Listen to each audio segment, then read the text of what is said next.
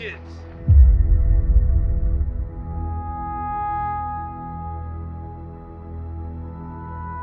That's life. Because this is a war. It's a fight, it's a battle. So, how long have you known each other? We was like brothers.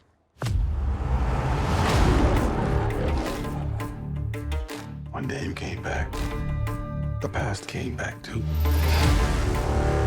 There may have been a time when Damien had your back. No friends in the industry. But that's not what he's doing now. My brothers been my brothers, man.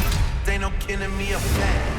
So congratulations, first of all, Michael, on your directorial debut.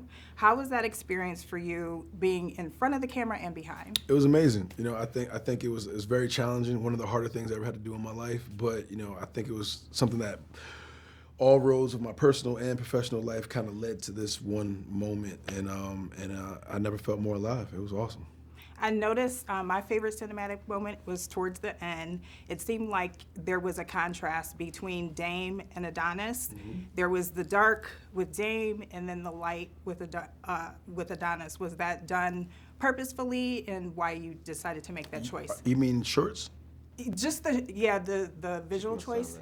Yeah, butter chicken, tikka masala. All right.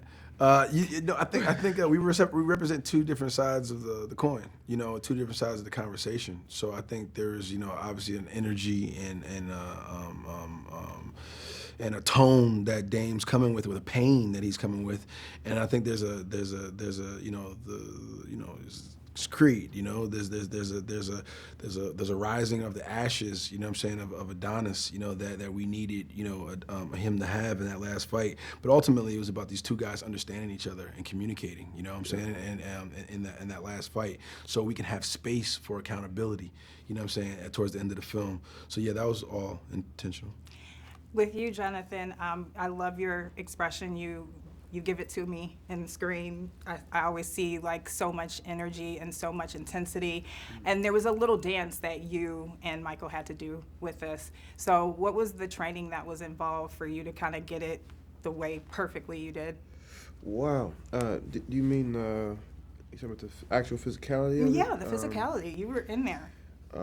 In the ring? In the ring, all of it. Yeah. I think what Mike really blessed my process with was trust in facilities and an encyclopedia of he understands the entire, not just boxing lexicon, but Creed lexicon.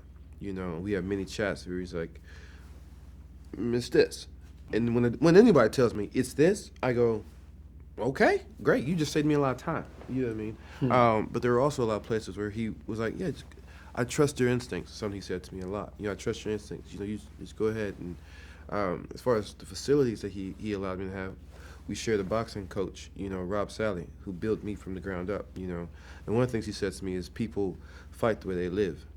And the second I really dug into that, everything kind of began to move into play. You know, how he moved, how he thought.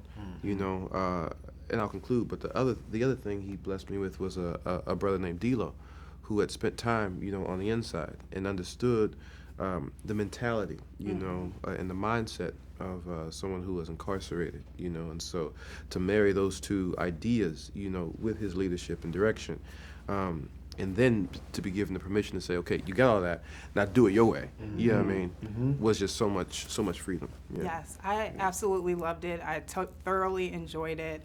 My favorite part was the sign language, so I want to cap this interview off. I learned this for both of y'all. It's thank you for the interview. You see, for the interview.